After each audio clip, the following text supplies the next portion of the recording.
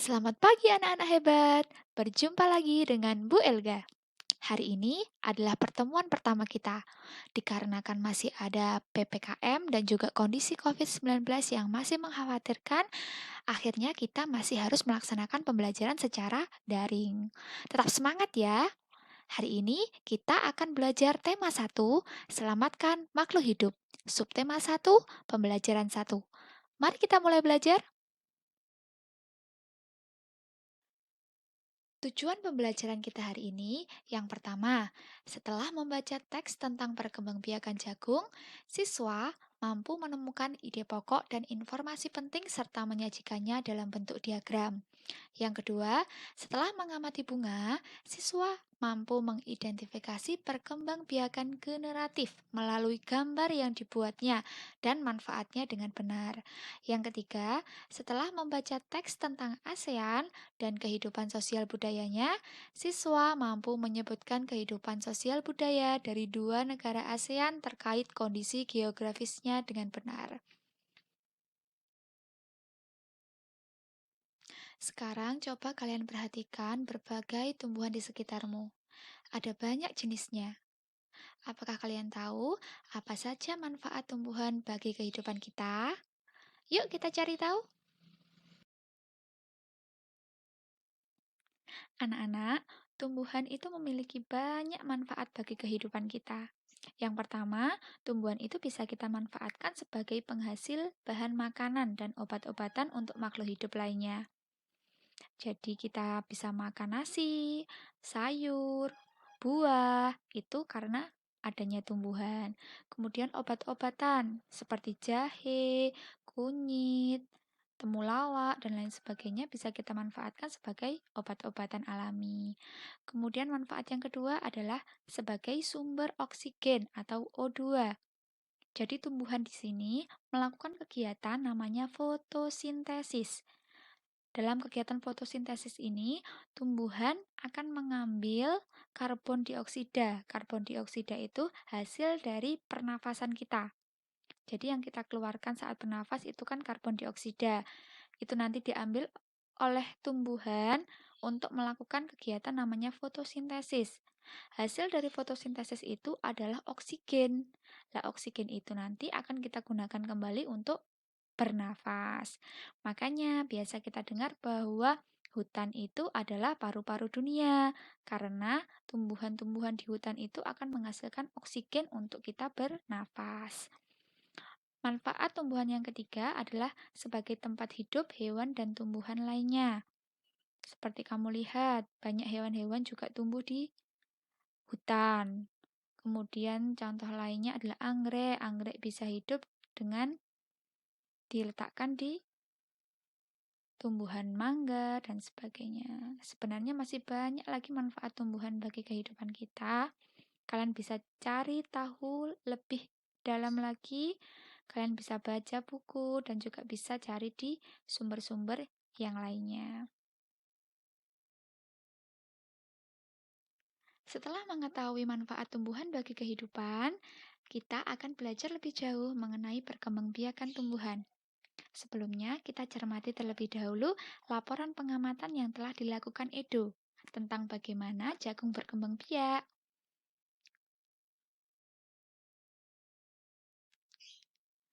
Berikut ini adalah teks laporan hasil pengamatan yang berjudul Bagaimana Jagung Berkembang Biak. Pada teks laporan ini terdapat 5 paragraf.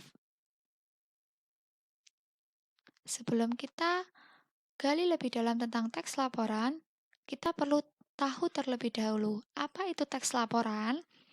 Teks laporan adalah teks yang berisi informasi berdasarkan pengamatan yang sudah dilakukan. Jadi, isi teks ini adalah fakta-fakta atau kenyataan yang ada di lapangan saat kita melakukan pengamatan. Teks laporan ini memiliki 3 isi atau 3 bagian. Yang pertama adalah informasi umum. Yang kedua, kumpulan fakta-fakta. Yang ketiga adalah kesimpulan.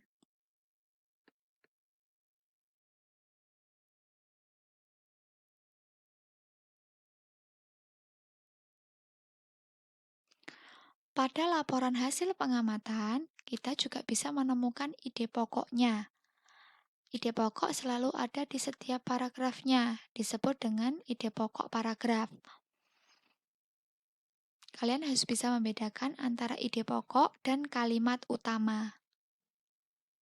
Bu Eka bahas terlebih dahulu, mengingat kembali pelajaran kelas 5, bahwa kalimat utama itu kamu tulis satu kalimat utuh. Jadi kalimat yang merupakan inti dari suatu paragraf. Ditulis utuh tidak apa-apa. Kalau ide pokok itu adalah ide dalam mengembangkan suatu paragraf itu. Jadi hanya idenya, tidak perlu ditulis satu kalimat utuh. Biasanya ide pokok itu bisa kamu dapatkan dari mengambil inti dari kalimat utamanya. Jadi, langkah-langkah untuk menemukan ide pokok, yang pertama kamu cari terlebih dahulu kalimat utamanya. Yang kedua, kamu rangkum kalimat utamanya menjadi ide pokoknya. Bu Eka beri contoh, untuk paragraf 1, jagung merupakan salah satu tanaman yang dijadikan bahan makanan pokok di berbagai negara, salah satunya di Indonesia.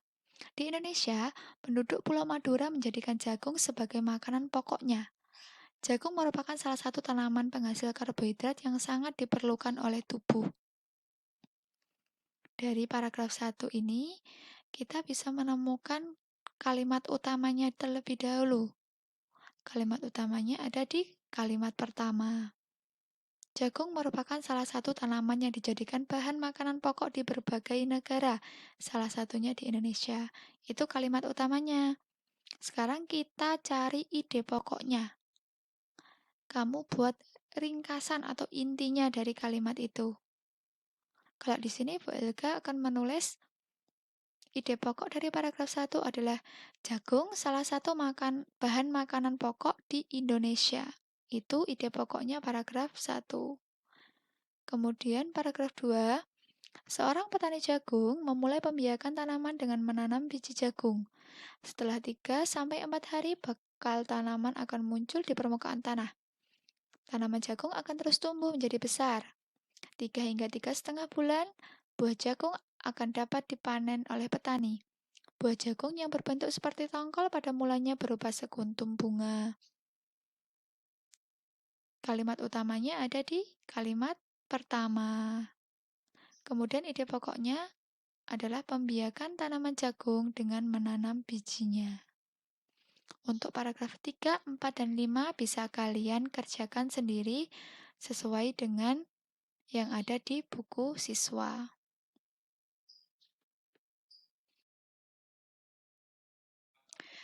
Setelah membaca dan mempelajari tentang pertumbuhan tanaman jagung, di sini disajikan beberapa gambar pertumbuhan dari tanaman jagung, mulai dari biji sampai menjadi tanaman dewasa. Kemudian saat menjadi tanaman dewasa ini nanti, tumbuhan jagung akan mengalami namanya penyerbukan. Penyerbukan itu adalah proses jatuhnya benang sari ke kepala putik. Seperti pada gambar. Jadi yang ada di atas itu adalah benang sarinya, kemudian tertiup angin, jatuh ke kepala putik tumbuhan di sebelahnya. Setelah terjadi penyerbukan ini nanti akan terjadi namanya pembuahan, sehingga bisa menjadi buah jagung seperti ini.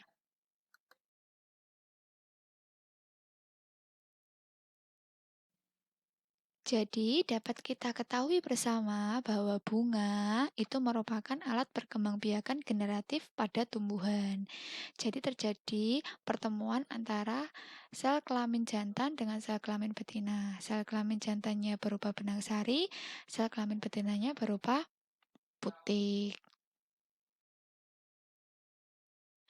Bunga itu sendiri dibedakan menjadi 2, yaitu bunga sempurna dan bunga tidak sempurna. Sebelumnya kita kan sudah mempelajari tentang bunga jagung. Bunga jagung itu kan bunganya yang benang sari ada pada bunga sendiri, putiknya ada pada bunga sendiri. itu dinamakan bunga tidak sempurna, yaitu bunga yang hanya memiliki satu alat kelamin saja dalam setiap bunganya. Jadi, satu bunga cuma punya benang sari saja, satu bunga hanya punya putik saja. Itu namanya bunga tidak sempurna. Contohnya adalah bunga jagung. Yang kedua adalah bunga sempurna. Bunga sempurna ini bisa dicontohkan terdapat pada bunga sepatu. Bisa dilihat di gambar. Di sini bagiannya ada kepala putik, tangkai putik, dasar putik. Dia punya putik dan punya benang sari pada satu bunga. Ini namanya bunga sempurna.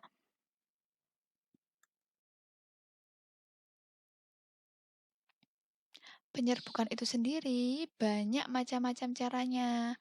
Ada tumbuhan yang bisa melakukan penyerbukannya sendiri atau dengan bantuan dari hewan atau dari angin. Salah satu hewan yang bisa membantu penyerbukan bunga adalah lebah. Selain itu ada kupu-kupu, lalat, dan lain sebagainya. Untuk tumbuhan seperti jagung yang tadi kita bahas, penyerbukannya dibantu oleh angin. Dan masih banyak hal yang menarik dari proses penyerbukan ini. Kalian bisa mencari tahu sendiri. Tugas kalian, sekarang kalian amati lingkungan di sekitarmu, kemudian kamu tentukan atau kamu temukan satu jenis tumbuhan yang sedang berbunga. Jadi kamu cari satu bunga, kemudian kamu gambarkan bagian bunga itu, kemudian kamu beri bagian-bagiannya apa saja, kemudian cara penyerbukannya bagaimana, apakah dibantu oleh angin, apakah dibantu oleh serangga, seperti itu. Cari 3 bunga yang ada di sekitarmu. Sebelumnya, kita banyak mempelajari tentang bunga sebagai alat perkembangbiakan generatif pada tumbuhan. Di sini, bunga juga memiliki banyak manfaat. Kalau di Indonesia, misalnya bunga sepatu. Bunga sepatu ini dimanfaatkan sebagai pewarna alami. Kalau di Malaysia, bunga sepatu ini disebut dengan bunga raya. Sebenarnya sama, cuma namanya yang berbeda.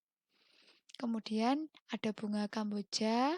Kamboja ini kalau di Bali bisa digunakan sebagai perlengkapan tari. Kalau di Laos, di situ digunakan untuk dekorasi upacara keagamaan dan penyambutan tamu.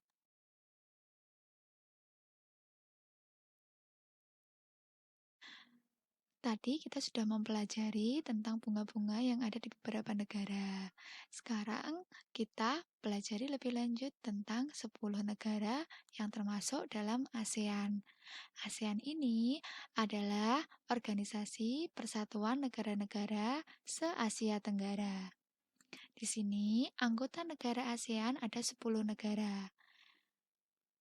Bisa kalian lihat di peta. Di sini Bu Ega ada sebuah lagu yang akan mempermudah kita untuk menghafalkan 10 negara ASEAN. Berikut ini lagunya. Menggunakan lagu nadanya nada lagu becak-becak. Ada 10 negara yang termasuk ASEAN. Pertama Indonesia, Singapura, Malaysia, Filipina, Thailand, Myanmar, Vietnam, Laos, Kamboja, Brunei Darussalam.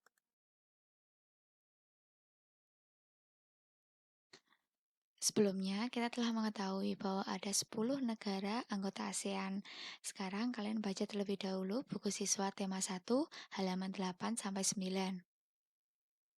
Dari teks ini tadi, kita akan memperoleh beberapa poin penting. Yang pertama, ASEAN itu berdiri pada tahun 1967 karena adanya deklarasi Bangkok. Ada 5 negara pendiri ASEAN yang mengikuti deklarasi Bangkok ini. Yang pertama Indonesia, kedua Malaysia, 3 Thailand, 4 Singapura, dan yang kelima Filipina. Tokoh-tokoh pendiri ASEAN yang menandatangani deklarasi Bangkok ini adalah perwakilan dari kelima negara. Indonesia diwakili oleh Adam Malik, Malaysia diwakili oleh Tun Abdul Razak, Thailand diwakili oleh Tanat Koman, Singapura diwakili oleh S. Rajaratnam, dan Filipina diwakili oleh Narcisco Ramos.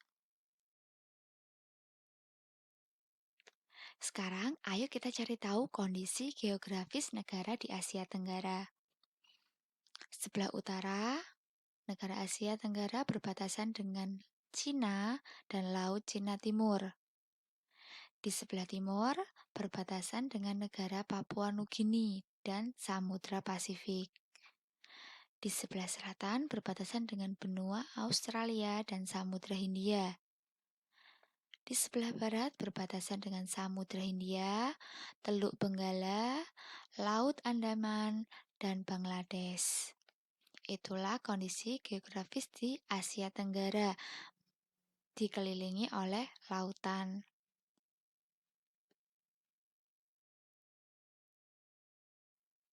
Wilayah Asia Tenggara bisa dibagi menjadi dua daratan.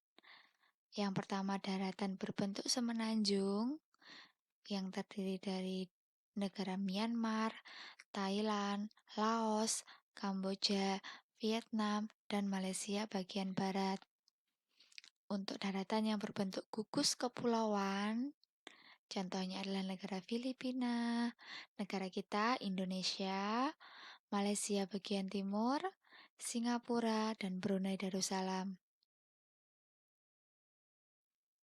Setelah mempelajari tentang letak geografis, sekarang kita pelajari kondisi geografis dan kehidupan sosial budaya masyarakat ASEAN. Jadi kondisi geografis mempengaruhi kehidupan sosial budaya mereka.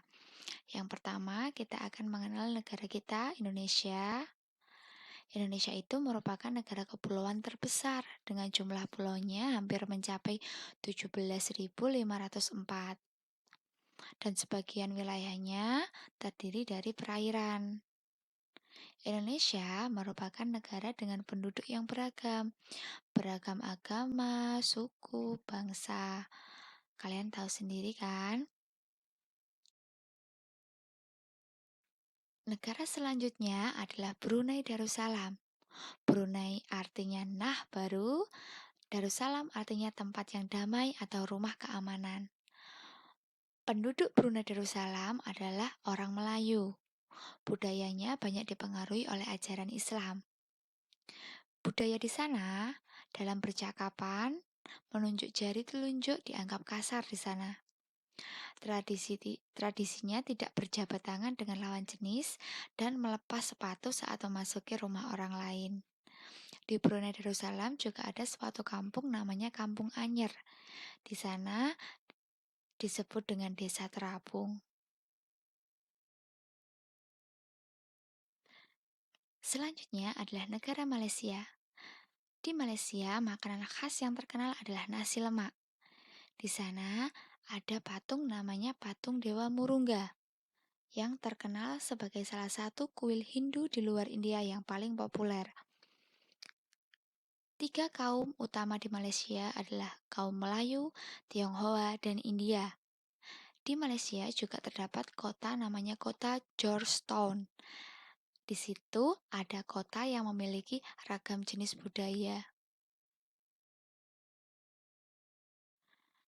Negara Filipina. Negara Filipina ini merupakan perpaduan budaya barat dan timur. Kehidupan budaya dipengaruhi oleh budaya Melayu, Tionghoa, dan Spanyol. Ada 8 dialek utama yang digunakan yaitu Tagalog, Cebuano, Ilocano, Hiligaynon atau Ilonggo, Bicol, Waray, Pampango, dan Pangasinense. Po atau opo adalah sebutan orang Filipina terhadap orang yang lebih tua. Mereka memanggilnya dengan menggunakan kata-kata seperti kuya, ate, manong, atau manang yang menunjukkan rasa penghormatannya.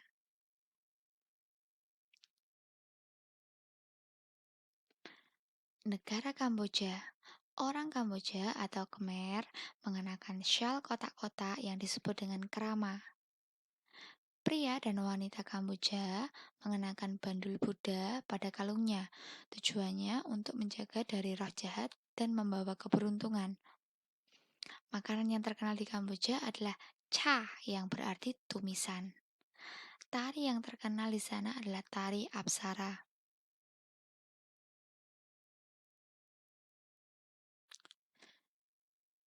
Negara Myanmar. Myanmar disebut sebagai negara 1000 pagoda karena sangat mudah menemukan kuil-kuil suci Buddha di sana.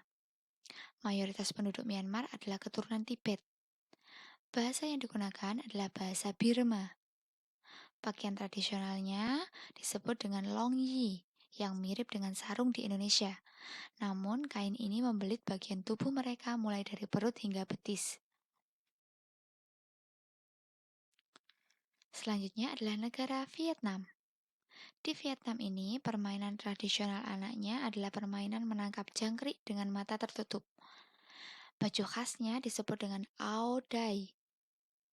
Mayoritas orang Vietnam memiliki nama keluarga Nguyen. Hal ini disebabkan karena dinasti Nguyen berkuasa mulai tahun 1803 sampai 1945 dan merupakan dinasti terakhir di Vietnam. Negara Laos. Nama Laos berhubungan dengan nama penemunya, yaitu Ai Lau. Orang Laos ini terkenal kesabaran dan kesederhanaannya, karena agama yang dianut adalah agama Buddha. Olahraga tradisionalnya di Laos adalah katau.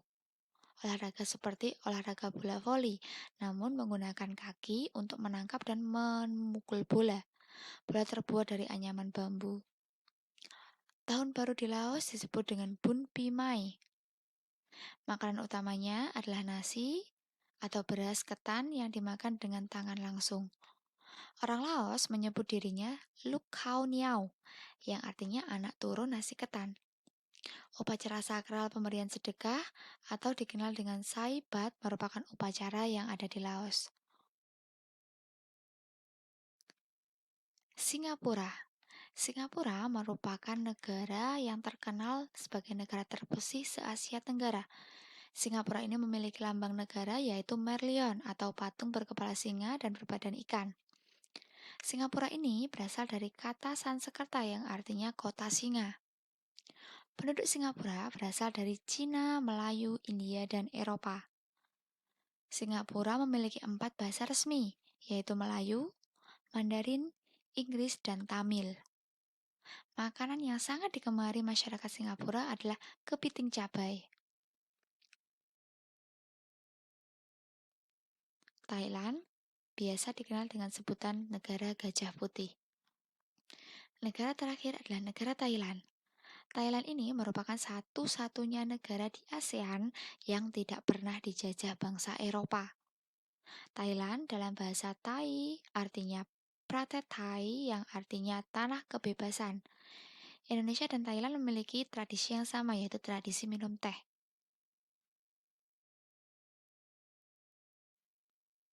Sekian pembelajaran kita hari ini. Kita tadi telah belajar tentang mencari dan menemukan ide pokok. Kemudian kita belajar tentang perkembangbiakan generatif yaitu dengan bunga. Kemudian kita juga belajar tentang negara-negara anggota ASEAN. Hari ini cukup sampai di sini pembelajaran kita. Kalian bisa banyak membaca buku, mencari sumber-sumber informasi lainnya di internet, dan lain sebagainya supaya menambah wawasan kita. Terima kasih atas perhatiannya. Semoga pelajaran hari ini bermanfaat. Bu Elga akhiri. Wassalamualaikum warahmatullahi wabarakatuh. Sampai ketemu di pembelajaran selanjutnya.